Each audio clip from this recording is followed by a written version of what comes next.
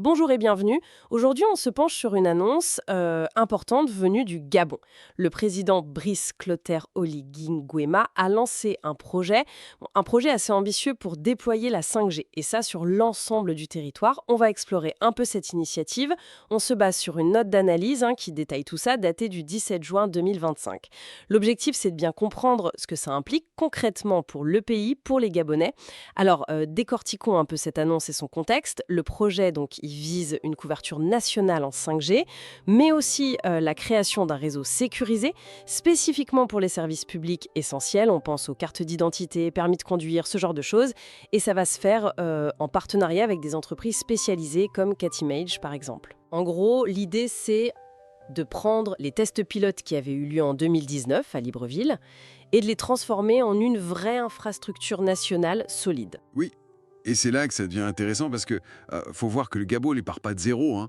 Loin de là. Le pays a déjà pas mal investi dans son infrastructure numérique. Il y a une base solide.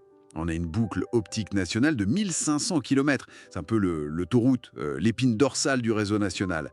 Et puis, il y a la fibre jusqu'à l'abonné, la FTTH, qui arrive déjà chez les gens dans les entreprises. Sans oublier une 4G qui est déjà performante dans les grandes villes, Libreville, Port-Gentil.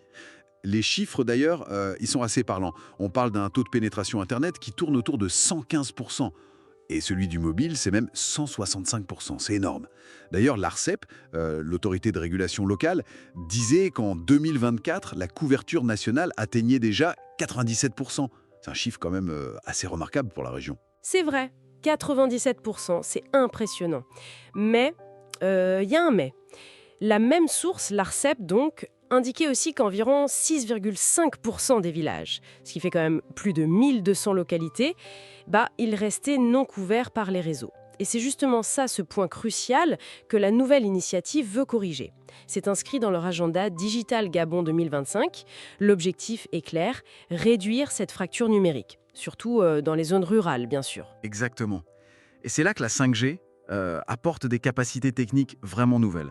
Bon, il y a les débits, bien sûr, ultra rapides. Pour donner une idée, un fichier de 4 gigaoctets, ça prendrait quelque chose comme 2 minutes à télécharger, contre 13 minutes en 4G.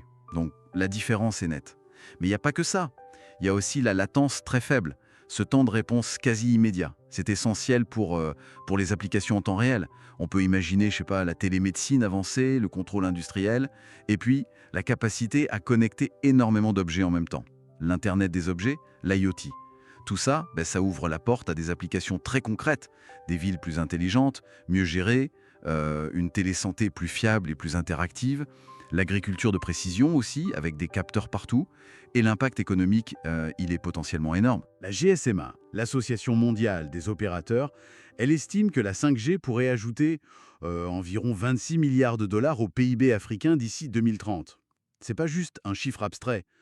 Pour un pays comme le Gabon, ça peut vouloir dire une diversification économique plus rapide, de nouveaux emplois qualifiés, dans la gestion des données par exemple, pour optimiser les ressources naturelles ou l'agriculture. Oui, et c'est là que ça devient particulièrement stimulant pour l'écosystème local, justement. Plusieurs secteurs semblent vraiment prêts à en profiter. D'abord la fintech, le paiement mobile, tout ça.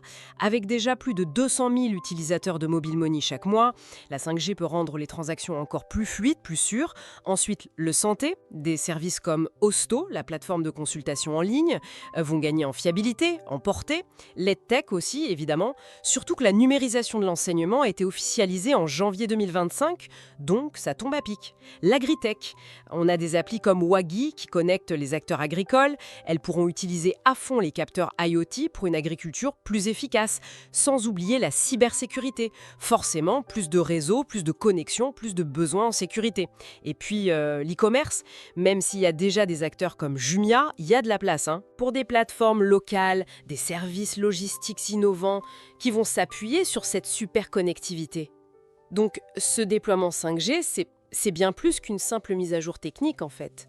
C'est vraiment une démarche stratégique pour moderniser le Gabon et un catalyseur potentiel pour l'innovation, pour l'entrepreneuriat local. Tout à fait. Et ce rôle de catalyseur, c'est vraiment ce qui semble visé.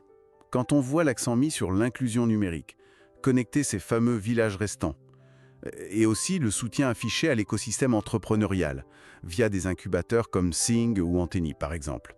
On sent une volonté d'utiliser cette technologie pour répondre à des besoins très concrets.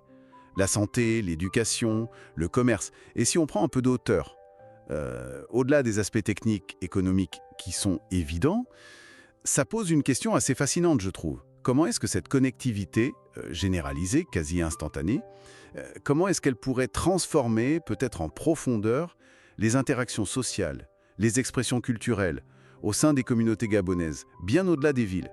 C'est une réflexion à poursuivre, je pense.